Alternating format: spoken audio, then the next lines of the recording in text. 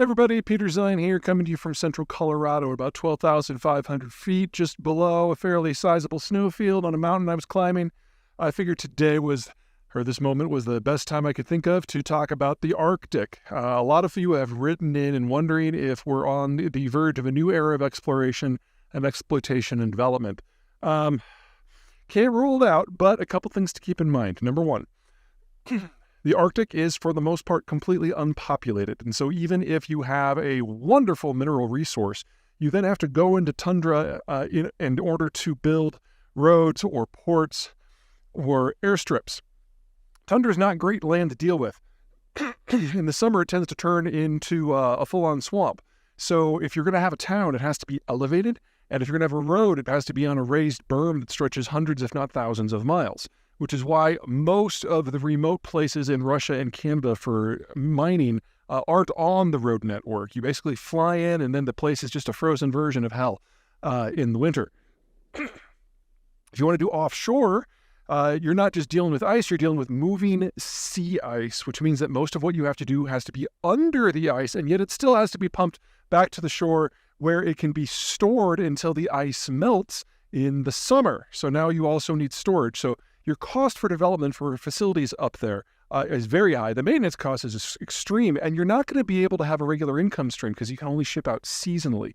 Then there's the problem that where there are populations on the or above the Arctic Circle are very, very limited. You basically have two categorizations. The first is you've got the Russians, because during the Soviet period, the Soviets saw the entire Arctic zone as a zone for national security, and even though it made no economic sense, they settled people up there to the tune of a few million. Now, the vast majority of those people have found ways to get back to warmer climes, but there are still places like Murmansk and Norilsk that are way up there.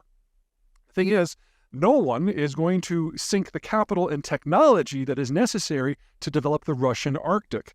Exxon was doing a little bit on this in places like Murmansk and Vendré, I'm sure I mispronounced that, sorry Russians, and the Yamal Peninsula, but in the aftermath of the Ukraine war, that money's gone away. And there aren't a lot of companies on the planet that have any sort of experience in dealing with this sort of thing. The Russians do have some limited skills. Obviously, they've got plenty of experience. The problem is that the gutting of the Russian demographic structure is well underway, and the youngest people who were trained in the Soviet period with the full suite of technical skills necessary to do things like this, they're in their early 60s now. There just aren't enough people out there to do it, and the Russians have never had the capital to do it in any sort of scale. The other classification are places where the normal rules of the Arctic do not apply. There are a couple of places in the poles where warm water currents wash up against the coastline of the continent and make it a zone that is ice-free year-round. And the one that matters there the most is the North Atlantic drift going up to northwestern Europe. So the entirety of the Norwegian coast is ice-free year-round. And that's one of the reasons why Norway has become one of the world's preeminent energy powers, because they can go into the offshore oil and natural gas zones and produce year-round. They still have to deal with the depth. They still have to deal with offshore. They still have to deal with relatively light population densities. They still have to deal with storms. But at least they don't have to deal with moving sea ice. And as a first world country, they have capital access that the Russians simply can't match. The thing, however, though, is it's already ice-free. If you want anything more than what you've got right now, you've got to wait for the pole to melt out. And I have not seen a single estimate that suggests that the Arctic Ocean will be ice-free in the winter before the end of the century. Remember, the problem isn't just ice. It's seasonal ice that moves.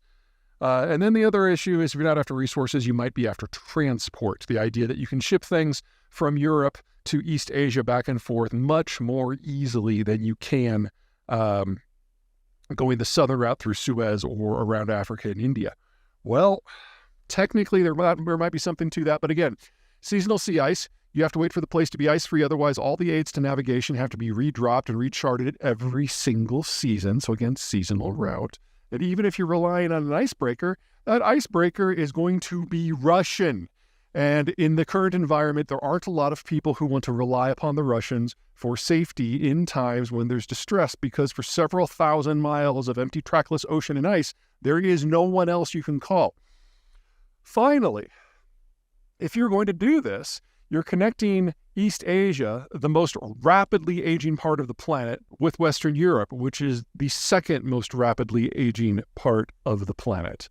So you're making a long-term bet on two regions that demographically are not going to be able to trade much at all for much longer because they simply don't have any consumption that is going to be sustainable in the long run. So I don't think without a series of technological breakthroughs that are not very likely, we're going to see a lot of development up there. Everyone will play. Hey everybody, Peter Zeihan here coming to you from above Denver, and today's topic is the Panama Canal and its impact on trade now that it's largely shut down or partially shut down. But before we get to the bad news, let's cover some good news. I do have good news from time to time. We have had another matching sponsor come in, adding another $10,000 to the match. So if you would like to donate to MedShare, which is a charity that provides medical assistance to communities who cannot look after themselves for reasons that are not their fault, specifically the Ukraine Fund, where the Russians have started bombing the power grid in an attempt to kill as many civilians over the winter as possible, now's the time. Because the first $90,000 that is donated to the link and the QR code that we're attaching to this and all of our videos for the foreseeable future are going to be doubled for the month of November. So up to $90,000, I mean, basically you're doubling your money. That's a better financial proposition than Bitcoin, in my opinion, but bygones. Anyway, now is the time, so please be generous. We're doing everything we can. The money is rolling in. It's looking very positive, but every little bit helps. Okay, with that behind us now, let's talk about Panama. It hasn't rained really in Panama in several months. They are in the middle of the most intense El Nino on record, and unlike most canals that, go up and over and therefore have on continental lands and so have lots and lots of water to draw from, Panama is going from ocean to ocean, sea level to sea level, and it has to go up a few hundred feet, and which means that aside from the first and the last lock, which touch the ocean, everything else is water that comes from the sky. And it is an isthmus, and so there's not a very large water catchment issue. And that catchment issue also has to supply all of the water for the city of Panama, which is about home to 3/4 of the population of the country. So you get a prolonged drought event like they're in the middle of, and things are bad. If anything, it's worse than it sounds, because we're supposed to be in the middle of the wet season right now. The dry season starts in about 6 to 8 weeks. And so they know that this is going to get worse before it gets better. And they're probably going to have to wait till the next wet season, which isn't going to start until the beginning of next summer. In the meantime, the number of ships transiting the canal has already dropped by over a quarter. And of the ones that are still going through, they've had to reduce their draft by about a quarter, which means that the amount of weight that they can carry is reduced by about 40%. So the bigger ships aren't going in at all. The smaller ships are carrying less, and it adds up to very, very roughly-ish a 50% reduction in the throughput capacity of the canal. Now, for the United States, this is kind of a big deal. This is the piece of international infrastructure that we use by far the most, even more than that big bridge over the Great Lakes going to Canada.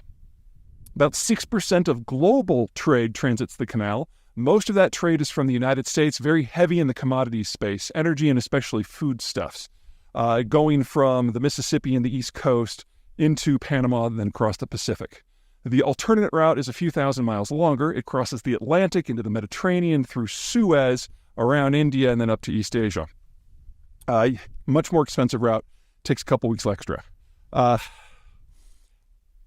It's not the best solution, even once you consider the extra cost. Keep in mind that really all it takes is one Filipino crew on a container ship throwing a party at the wrong time in the middle of the canal, and the ship can get stuck. And then that shuts down too. There's not a lot that anyone can do here. Building up the alternative infrastructure to ensure a backup water supply would require a few $1 billion in several years, and you would still have to wait for it to rain to fill up those reserve reservoirs. So really all we can do here is wait. About the only thing that I could suggest, and this is something that I think it's high time we do anyway, is for the United States to massively expand its production footprint in the processing of the raw commodities that it exports. Not only would you then have a much denser value ratio to weight and bulk for the things that you export, but there'd be a lot more economic activity generated within the continental United States.